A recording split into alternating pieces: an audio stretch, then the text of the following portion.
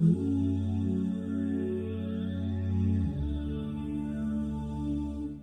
الله الرحمن الرحیم. اے د جماعت مشرانو، بزرگانو، د کمیټې مشرانو، د دې خپلو عالمانو امامانو قدر کوئ، عزت کوئ. هغې سره داسې تعلق مه ساتئ تاسو ته پته نه وي خو ټوله شپه هغې خوب نه کوي، دونه تاسو تنګ کړي. دا زموږ مشران دي، هغې انسانان دي، اگرچہ عالمان دی، حافظان دی، مفتیان دی، خو انسانان دی. هغې کې هم غلطی شته، شته پکې غلطی، خو هغې خپلو بچو سره وتلی. نو یقیناً چونکې دی عالم دی امام صاحب، نو ستاسو د بچو نه عام معاشرې نه به ښه انشاءالله. د عالم او امام دا مطلب نه دی چې هغه بالکل د ګناه نه پاکي، صفائی، فرښتۍ، غلطۍ وپکي. داغ داغ مت کو سب داغدار ہیں، بے داغ بس وہی جو پروردگار ہے. ولې هغه پریشانه کوئ، ولې هغه ستاسو نه تنګ دی؟ نه دې خبرې خیال وساتئ. دویمه خبره دا ده چې زموږ ټولو پښتنو کې چې د امامانو کوم حالت دی، ثوابه، ټوپه، طورو، مایار، مردان، چارسده، تنگې، څونه چې افغانستان، بلوچستان د پښتنو علاقو کې چې کوم امامان دي، ما ته د هغې کور وښایه. تاسو له کور ورکړی دی؟ دویم د هغې تنخوا وښایه 20,000 روپۍ، خپله الو سکول کالج یونیورسټۍ کې هم د بار نه هم لکونه وروړو، دوبۍ او سعودي نه. آیا د عالم تنخوا مقرر کړې ده مضبوطه؟ اکثرو پښتنو علاقو کې خو هغې اړه لري. نو 6 میاشتې به د عالم دین غریب څه کوي؟ دا به د کور خرچه څنګه چلوي؟ تاسو ولې د علما کرامو او د امامانو احساس نه کوئ؟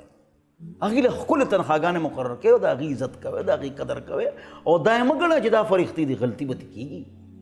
موږ انبیا کرامو او صحابو سره مه تلی، موږ خپلو بچو سره او ځوانانو سره وتلی. نو د هغې نه کور شته او نه تنخوا شته.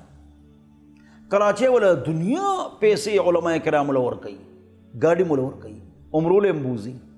یو کس راغی یو زنګ ادارې ته، هغه سعید صاحب نومو، هغه 6 کورونه عالمانو له جوړ کړو او چابي وله ورکړه، وي ما ته دعا کوئ. سبحان الله.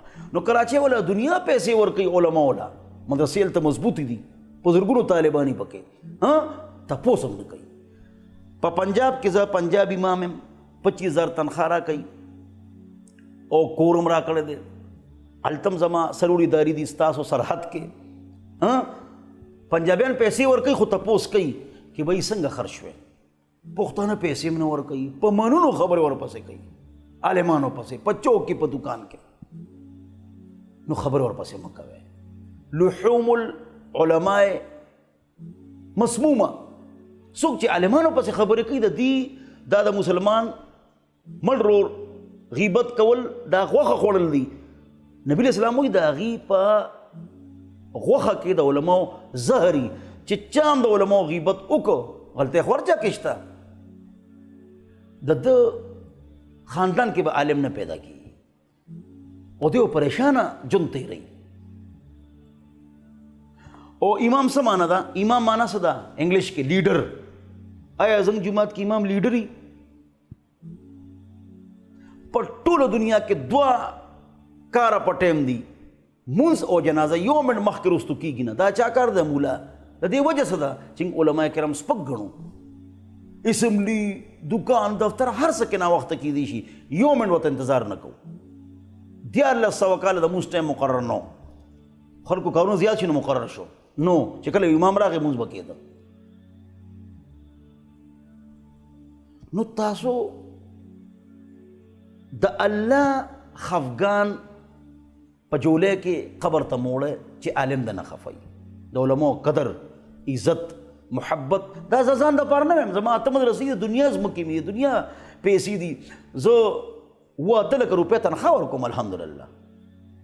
دا زه ستاسو دپاره وایم چې د علماو خدای ته وګورئ، د علما کرامو عزت کوئ، د هغې قدر کوئ. علما کرامو له هم پکار دي چې 5 وخته مونځ جماعت سره د قرآن و حدیث درس ایک اختلافی خبرې مه کوئ، امت کې جوړ پیدا کوئ. چوک دکان کې مو درېږئ، د چا دفتر دکان ته د پیسو پر چې ته لړ نه شئ. موږ ځان په خپله ذلیله کوو، خپله بې عزته کوو. ضرور یو وړوکی کاروبار کوئ اے مولیانو چې چا په جیب مو نظر نی، پاک صاف ګرځئ، د نظرونو حفاظت کوئ. چوک دکان کې مو درېږئ، قرآن و حدیث درس کوئ، امت کې جوړ پیدا کوئ. موږ کې هم غلطۍ دي، خپلې غلطۍ علماء کرامو تاسو هم ټیک کړئ. الله دې په دې خبرو مال او تاسو د عمل توفیق نصیبو وګرځئ. دا جماعت کې نن سبا کمیټې جوړېږي، دا هم 1880 زمانه کې جوړې شوي دي چې جماعت کې هر وخت شری آیوي جنرل سیکرټري یم، زه صدر یم، بلو امام وایي زما ډېرې حیثیت دی. بھائی زه امام یم، لیډر یم یار، بس جګړې. کمیټې مقصد د جماعت خدمت دی، د عالم خدمت دی، د هغه چپړې سیده کول دي، د هغه مسله سنډل دي، هغه سره محبت کول دي. همیشه چې علما مبارک ستاسو ذهن کې سره شي د عالم خلاف، فوراً خپلو بچو ته وګورئ چې سار پاسي سنت مطابق ژوند دی، کور کې شرعي پرده شته، د ډنګ ډنګ اواز د کور نه راوځي. موږ کې هم غلطۍ دي، تاسو کې هم غلطۍ دي، ټولو خلکو کې غلطۍ دي. که بل ته ګوته نیسو خپل ځان ته درې ګوتې راځي. خو آخري خبره ته کوم دا آیت وره، ومن اظلم ممن منع مساجد الله ان یذکر فی اسمه. کم یو کس چې جماعت کې داسې حرکت کوي چې عالم ته یا خلق ته تنګي، د جماعت مشري یا د جرګي مشري یا کمیټې والی او خلق دا څه مصیبت ته یار توجه سره وره. دا آیت خلق ته تنګي یا عالم دین ته تنګي یا خلق دا څه مشران دي یا دا څه مشر دی. الله فرمایي دی به خدای پاک ذلیله کوي، دی به خدای پاک بې عزته کوي. او بې عزته ای خو پوهېږي نه چې کوم د جماعت مشر د جماعت کې خرچه کوي، خبرې مه کوئ. زنګ محمد ماما ټول جماعت خدمت پې کوو چې جماعت ته برادر نه شو واپسې پورې داسې به کول چا به سره خبرې کولې. موږ جماعت کې لګې پیسې ورکو یا مشري ته ملو شي، هر وخت جماعت کې لګیا یو، هر وخت جماعت کې خبرې کوو، خلکو طرف ته مخ کړي، بتی بند کا، موټر بند کا، خو ورشه بند کړو چغې څه لوي، خلکو طرف ته مخ کړي چې کوم ځای خلک سپلې وباسي، هلکه قبلې ته مخ کا، په ارام چپ کېنه، د جماعت ته مشر یې، ته زنګ عزت یې، ته زنګ قدر یې، خو خدای ته وګوره چې خلک مه تنګوه، الله ته مخ کوه، چپ چې څه اعلاني مولا لی ورکه وی دا اعلان وکړې، ټول اختلافات په ختم شي.